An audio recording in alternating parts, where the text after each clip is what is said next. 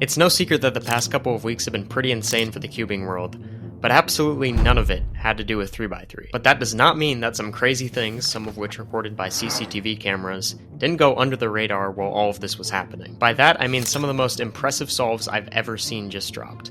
And honestly, they made me ask the question, when will we finally see the first sub-4 average? Around this time last year, that would have been a completely ridiculous question to ask, but now that I've seen this average from Yiheng Wang, I seriously think this has a good chance of happening very soon. But for you to understand all that, I really just need to explain how mind-blowing these solves are. And it's not just regular Yiheng stuff we've seen in the past, because he's evolving to a point where we're now seeing even more techniques that at least I personally have never seen him use in solves. So the first two solves are just PLL skips. I mean, you could technically count this one as a ZBLL, but he just did the standard alg. And understandably, these solves ended up being a mid 3 and a high 3 respectively. But then we get to the third solve, where I saw something that I have never seen Yiheng do before. So he does an X cross into these pairs, which is pretty typical Yiheng stuff. And then at this part of the solve, he actually ended up using a VLS alg that solves OLO while doing the last pair. And this isn't a very simple one either, like it does take a second to recognize, but it seems like Yiheng has been doing this for a very long time because of how he immediately goes into this pair. Like, look, absolutely no pauses in sight, this is just ridiculous. The fourth solve was his worst solve of the average, and it wasn't too crazy, except for this first pair into second pair, which I don't even know like how he saw that. But then we get to the fastest solve of the average, the last solve. And I do actually want to break this one down because 1.42 F2L, like what is even happening anymore? But the F2L here is just wacky, like I don't really know any other way to describe it because he's inserting pairs in such like intricate ways, all while turning at nearly 13 TPS. Alright, so this was Yiheng's fifth and final solve of the average, which ended up being a 3.48. And he does do the solve on yellow cross, so we can just scramble with yellow top and green front.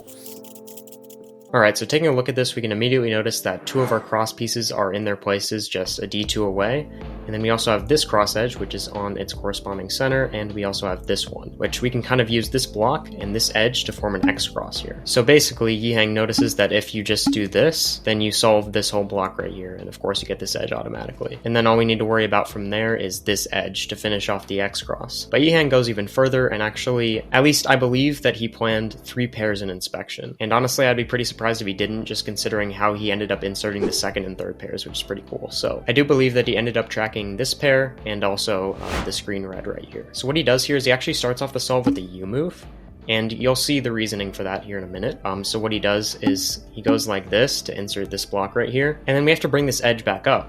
But the reason he did that U at the beginning was so that we still have this 3 mover right here. If we didn't do that, then it would have gotten all messed up, and you know, second, third pair would have been a lot harder. So now what he has from here is just a D2 to align the cross here, and then just insert this green edge. But before inserting the green edge, he notices that if he does a U move, then he can just pair these up, and they get paired up automatically whenever you finish off the cross. Now here you might be thinking, okay, so just U2, insert with the left hand, but that ends up giving you a very unfortunate situation here with these 2 pairs. So Yiheng notices that, and what he does, I really do think that he planned all of this in inspection, just because it's basically impossible to notice this in real time unless you're like Timon or something. So what he does is he does a U move, and then he actually is going to insert this pair with a U2. And the reason for that is because if he brings this up, right, then he solves this pair. So then if he does a U2, he solves this pair as well, and then you can cancel into this one in the back. So it's just a mind-blowing thing to do in a solve, to be able to see that on the go. So I really do think that he was able to see that in inspection, which is still very, very impressive. So yeah, he ends up canceling into this green-red into the back like that, and then he's just left with this pair.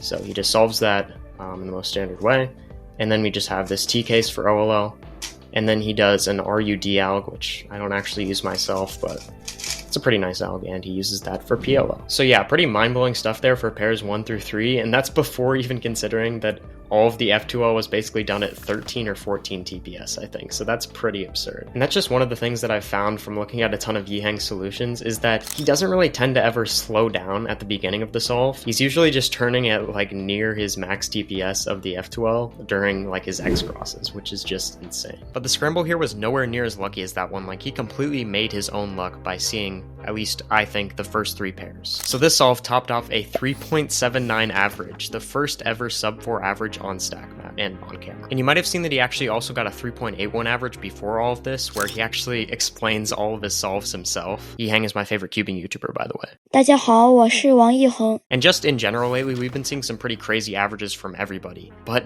this one in particular from Yiheng, there's just something different about it. I mean, the average move count of the solves in this average was 47, and that's including a 61 move solution, which was his worst time. And again, he's of course turning at 12 TPS the whole time. It also, weirdly enough, makes me question how important the skill of one-looking F2L really is. I mean, there will probably be a lot more cubers in the future who do have this skill, but I just feel like their solutions won't be nearly as good as Yiheng's are. I feel like 3x3 has kind of evolved to a point where making these crazy X crosses and seeing really far into inspection is definitely cool, but it's kind of been overshadowed by this ability that we've been seeing a lot recently from, Yiheng, Timon, and others, of just influencing different pairs on the cube while you're solving your current one. And Timon actually had a great example of doing this in his 366 European record, where he inserted this pair in a different way than normal because he knew the next pair would be a 3-mover after that. Mind you, with absolutely no pauses at all. I don't know if you've seen this clip of Yiheng solving 12 cubes in 88 seconds, but this really just goes to show that Yiheng doesn't need any inspection at all to get low to mid 7s. If you just go through and look at some of Yiheng's reconstructions, which are down in the description, you'll see that this really isn't just basic F2L. He's doing some pretty crazy techniques, even if he's not using pseudo or crazy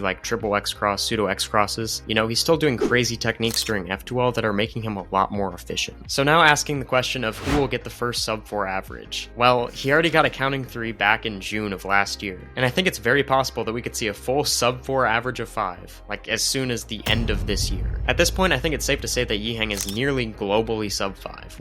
In a competition, if you were to do a solve, I think there's a 40 to a 50% chance that he's going to get a sub 5. But that doesn't mean that others haven't already proved that full step sub 4s are very much a reality at this point. And I do think that in the end, even after all of the different skill levels and stuff like that, it's still going to come down to who has the most luck on their side at the end of the day, when we look at such a huge barrier like the sub 4 average barrier. Imagine if Yiheng got a Jody Brewster average with 3 PLL skips in it. That's what I'm saying, this could literally happen the next time Yiheng competes. But yeah, overall, in my opinion at least, I think that Yiheng does have the best chance at doing this. And if you're wondering whether or not I'm going to be covering some certain things that have happened to some 6-year-olds recently, yeah, that's definitely in the books. And that's probably going to be the next video you see from me, barring something goes disastrously wrong. And yeah, I'll be covering it then for a variety of reasons, one of which is that something actually happens the weekend after I'm going to post that.